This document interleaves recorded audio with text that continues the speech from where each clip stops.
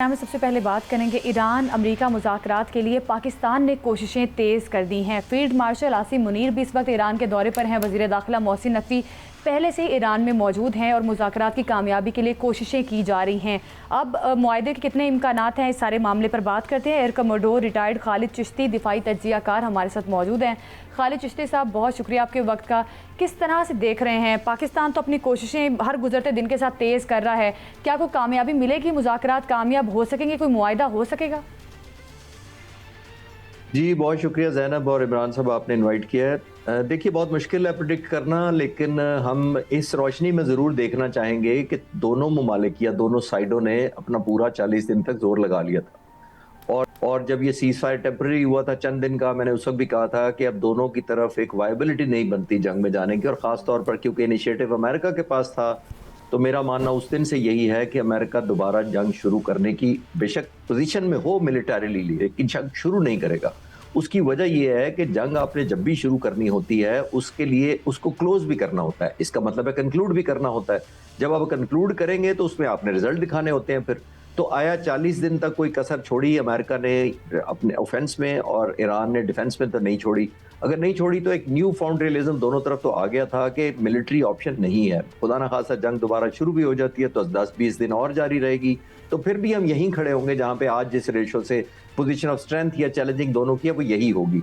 तो मेरा ख्याल है लॉजिकल था कि जंग ना शुरू हो, और मेरा भी यही मानना था उस वक्त से, और अभी तक नहीं हुई।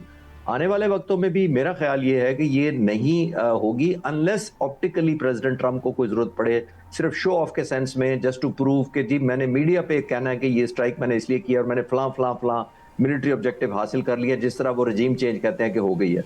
तो मेरा ख्याल है कि लॉजिकली नहीं बनता, लेकिन ऑप्टिकली अगर कोई प्रेशर हुआ तो उसको वार्ड ऑफ करने के लिए शायद कुछ हो, लेकिन कंक्लूजन की तरफ ही जाना चाहिए। और मेरा ख्याल है मोर ऑफ ऑप्टिक्स, दोनों मुल्क चाह रहे हैं कि something which should look like a victory अपने अपने लोगों को दिखा सके कि हम जंग जीत गए हैं, तो उसी तरफ जाएगी इंशाल्लाह ताला। इंशाल्लाह। जिससे सब ये फरमाइएगा कि 2-3 बड़ी अहम चीज़ें हैं, एक एक करके मैं आपसे वो जानना चाहूँगा।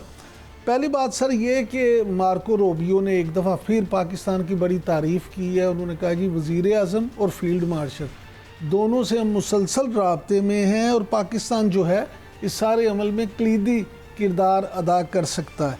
अब ऐसे में कि जब कि फील्ड मार्शल ईरान में मौजूद हैं, आप क्या समझते हैं कि एक ख़बर ये भी आई फील्ड मार्शल के हवाले से, मोहम्मद मालिक साहब जो सीनियर जर्नलिस्ट हैं हमारे दोस्त, उन्होंने कहा कि फील्ड मार्शल साहब ये ईरान ने जब ये चाहा या ख्वाहिश जाहिर की कि फील्ड मार्शल आएँ ताकि बातों चीज़ों को आगे बढ़ाया जाए, तो उन्होंने कहा कि जी उनकी तरफ से ये पैगाम भेजा गया है कि ठीक है, लेकिन अगर मुश्तबा खामनाई साहब से जो कि सुप्रीम कमांडर हैं अगर उनसे भी मुलाकात होगी तो फिर वो तशरीफ़ लेके जाएंगे। इस सारे मामले पे आपकी क्या राय है सर?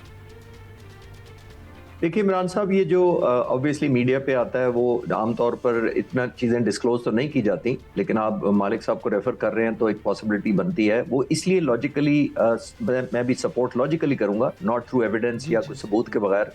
वो ये मैं कहना चाहूँगा कि हमारे फील्ड मार्शल साहब पहले भी होके आए थे और उन्होंने काफ़ी लंबा स्टे किया था निस्बतन। आमतौर पर इस तरह के विजिट शॉर्ट एंड क्रिस्प होते हैं, बातचीत होती है या इधर या उधर फिर हो जाता है, फिर उन्होंने स्टे प्रोलॉन्ग किया था, जिसका मतलब ये है कि एक पॉजिटिविटी या एलिमेंट होप था उस वक्त भी। इसी वजह से आप प्रोलॉन्ग करते हैं, वरना तो आप वापस आ जाते हैं अगर स्टबननेस हो या नोगो आपके आगे मज़ाकरात में लगे कि आगे चल ही नहीं पा रहे। और अब दोबारा विजिट का तो मतलब ही यही था। आप ये तो नहीं कर सकते ना कि हर महीने के अंदर या हफ्ते में अंदर आप पाकिस्तान की मिलिट्री या पॉलिटिकल लीडरशिप को इनवाइट करें और फिर रिजल्ट ना निकलें।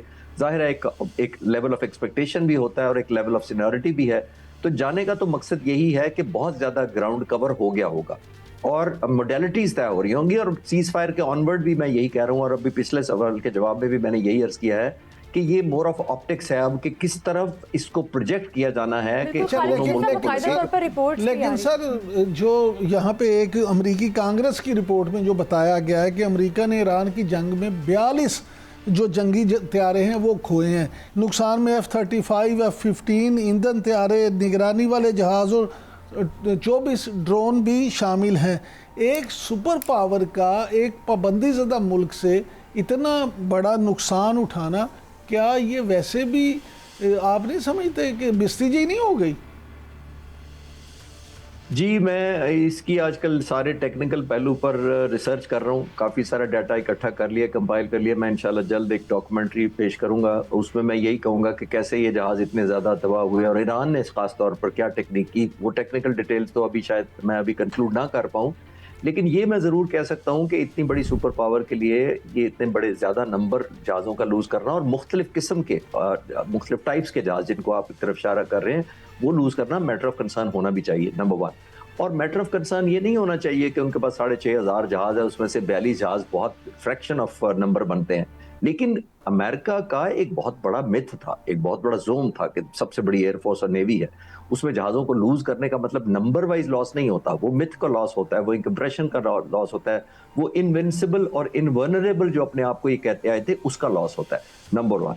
नंबर 2 ये होता है कि जब इस तरह का नुकसान होता है तो जो वॉर प्लानर्स होते हैं, जो मिलिट्री स्ट्रैटेजिस्ट होते हैं, जो अमेरिकन मिलिट्री प्लानर्स की मैं बात कर रहा हूँ, तो एक एलिमेंट ऑफ हेजिटेशन ऐड हो जाता है आपकी प्लानिंग के अंदर। यानी आपको झिझक आ जाती है कि मैं ये प्लान करूं, क्योंकि जब आप एयर डोमिनेंस की कंडीशंस में ऑपरेशंस प्लान करते हैं तो आपका डिग्री ऑफ कॉन्फिडेंस बहुत ऊपर होता है। आपको पता होता है कि मेरी मर्जी है, मेरी ईरान की एयर स्पेस पर डोमिनेंस है, ना कोई रेजिस्टेंस है, ना कोई मुझे चैलेंज कर सकता है, खतरा तो दूर की बात है।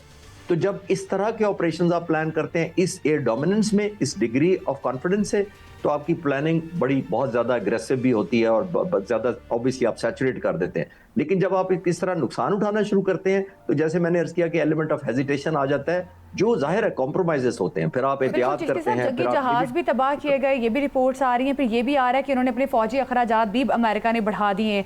अमेरिकी इंटेलिजेंस रिपोर्ट ने भी कहा है कि ईरान तवक्को से ज़्यादा तेज़ी से अपनी जंगी कुव्वत जो है वो बढ़ा रहा है और 6 माह के अंदर अपनी जंगी कुव्वत जो है वो काफ़ी हद तक बढ़ा लेगा। तो क्या लगता है आपको फिर अमेरिकी सदर डोनाल्ड ट्रंप का जो दावा था कि 90% से ज़ायद हमने दिफाई सनत ईरान की तबाह कर दी है, वो तो झूठा साबित होता दिखाई दे रहा है? देखिए, जब जंग शुरू हुई थी तो वेरी नेक्स्ट डे मैं बहुत सारे चैनल्स पर था और आपके चैनल्स पर भी मैंने कई दफ़ा बात की होगी कि जब ये जंग अनफोल्ड हुई थी तो military objective point of view से अमेरिका ने ये जंग जीत कर दिखानी थी। मेजरेबल जो वॉर ऑब्जेक्टिव है वो साबित करने थे कि हमने हासिल कर लिए हैं। और ईरान ने कुछ नहीं करना था, जीतने के लिए उसने सिर्फ सस्टेन करना था, इसका मतलब सर्वाइव करना था। तो ईरान ने तो सर्वाइव करना है। मिलिट्री ऑब्जेक्टिव इस वक्त जो बातें की जा रही हैं, इंटरनेशनल मीडिया भी कह रहा है, कोई पेंटागन के सोर्सेज को कोट करके कहते हैं कि इस वक्त अमेरिका का जो स्टॉक पाइल है वो 40 to 45% डिप्लीट हुआ है और ईरान के बारे में भी 50-55-60% कहा जा रहा है कि डिप्लीट हुआ है। लेकिन मेरा इस पे एनालिसिस ये है कि ईरान का 60% डिप्लीट होना वर्सेस 40-45% अमेरिका का डिप्लीट होना कोई कंपैरिजन नहीं है। अमेरिका ज्यादा घाटे में है क्योंकि अमेरिका एक सुपर पावर है। अमेरिका के असला स्टॉक पाइल का कम होने का मतलब ये है कि वो लेवल ऑफ रेडीनेस कॉम्प्रोमाइज हो गया, लेवल ऑफ थ्रेट कॉम्प्रोमाइज हो गया और पोस्टरिंग कॉम्प्रोमाइज हो गया। क्योंकि अमेरिका ने पोस्टरिंग सिर्फ अपने लिए नहीं करनी होती, ग्लोबल प्रेजेंस है, उन्होंने कई मुल्कों में आपको पता है अपनी मिलिट्री प्रेजेंस रखी हुई है। इजराइल की हर शरारत को सपोर्ट करते हैं, आपने यूक्रेन में देखा वो सपोर्ट करते हैं, ताइवान के मामले में डेटरेंस रखते हैं चाइना को। तो डेटरेंस आप सिर्फ टेलीविजन चैनल्स पर बैठने से तो नहीं आती, उन वेपन से आती है जो आपने स्टॉक पाइल रखा होता है। तो वो कॉम्प्रोमाइज हुआ है। तो आई थिंक जिस तरफ आप इशारा कर रही हैं, ईरान ने सिर्फ सस्टेन किया है, जो कि जबरदस्त उन्होंने अनएक्सपेक्टेडली किया, दुनिया नहीं समझ रही थी कितने दिन सस्टेन करेगा, वो कर लिया। तो इसी वजह से तो एक न्यू फाउंड उनको एक लीवरेज मिला है बारगेन का। तो आने वाले वक्त बताएंगे कि कहां कहां कन्वर्ज कर सकते हैं, लेकिन मिलिटरीली अमेरिका मेरा नहीं ख्याल वो हासिल कर सका है जो तवक्को थी उससे। अच्छा सर, ये फरमाइएगा कि रूस भी अब कहते हैं जी मैदान में आ गया, उसने खुफिया हथियार इस्तेमाल करने की धमकी दे दी है। तो क्या ये समझा जा सकता है कि अब अगर अमेरिका ने दोबारा हमला किया, चाहे वो शो ऑफ के लिए ही किया, तो फिर रूस भी इसमें कूद सकता है? नहीं, अब मेरा नहीं ख्याल कि रूस इतनी जल्दी जंप इन करेगा। ना चीन ने किया, ना रूस ने किया। जो वो कर रहे हैं आई थिंक वही करते रहेंगे।